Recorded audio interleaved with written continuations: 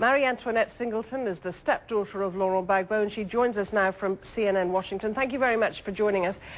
First question, have you had any contact with your stepfather or any of his entourage since his arrest? No, I have not having any contact with them. Not my father, my mother, or any of my siblings being arrested with them, or any of the people with them. And what of supporters or friends you would have had in Ivory Coast who are close to him? What are they saying about his situation at the moment? The situation is very bad. People are still being killed, homes are still being robbed, and people are just terrified. They are trying to leave the country. A lot of people are fleeing the country right now. The ones who can't try to hide the best that they can. It's total chaos. The city is destroyed. There's no food. People are just terrified. Let me ask you about your stepfather. You know, we're running pictures now. We've just been showing them in the last few seconds of the moment, apparently, of his capture and arrest. And did you see those pictures, and what went through your mind? I did, and I can only tell the world that this is the new type of democracy that the world is trying to give us. Because up to this day, I don't know what mandate the UN or France or Mr. Ouattara and his rebels had to go and arrest him and arrest his family. I don't know what mandate they had.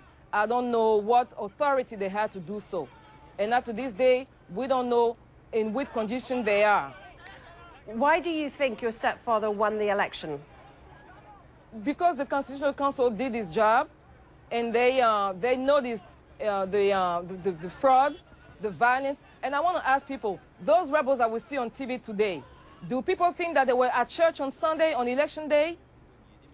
We all know that they use those same weapons to commit the violences that we've been denouncing all along. There are those that would say, who would say that the Constitutional Council is allied to Laurent Gbagbo and therefore was going to ratify the vote in his favour. What do you say to that? I'll say three things. I'll say that in France, because we copied the Constitution, in France, the president of the Constitutional Council is also close to the president. I'll say that it's the same thing in the United States. And I'll say that Mr. Bakayoko, who's the head of the Electoral Commission, is also from Mr. Bédier's party. That's RHDP. Mr. Youssouf Bamba, the spokesperson of the Commission, of the Electoral Commission, is from Mr. Ouattara's party. So what do they say about that? They try to announce the results favoring Ouattara, going to Ouattara's headquarters because they're all from the same party.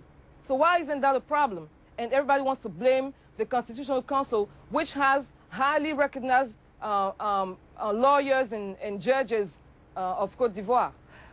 Where do you go from here in terms of the situation regarding your stepfather and your mother? I have put together a team of lawyers to go look into the situation. It's absolutely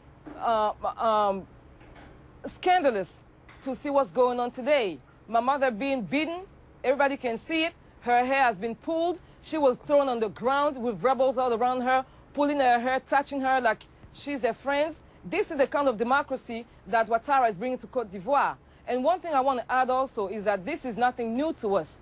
Because back in 1992, when Ouattara was prime minister, he arrested my parents, same manner. They were protesting because Ouattara has sent the military on campus, and a lot of students had been killed. Women had been raped. So when the opposition went on the street to protest, he arrested my parents. My mother was severely beaten and left for dead. And my brother was also arrested with them. All right, so it's the same thing. Let me ask you about the present day, if I may, because there are accusations and suggestions that your stepfather, Laurent Gbagbo, might be tried for war crimes. The other side, under Mr. Ouattara, there are also investigations against them and his forces. But for the moment, what do you say to those who would like to try your stepfather for alleged war crimes? They need to prove the war crimes. Mr. Gbagbo is the president of Côte d'Ivoire, and the army of Côte d'Ivoire defending itself against invasion, defending itself against France, the neo-colonial power, coming to impose Mr. Ouattara as president. That's what I tell them. So you're saying also this view echoed by Laurent Gbagbo supporters that France has not been playing an impartial role here? France has been playing the role. There's no way these rebels could have been able to arrest my father if France hadn't opened the door for them. France bombarded the residents continually for days. But it must be said that the international community has come down on the side of Alassane Ouattara and says he is the rightful winner of that election. So in a sense, as difficult though it might be for you to believe or accept, it is all over now, is it not, for Laurent Gbagbo? No, I won't say it's all over.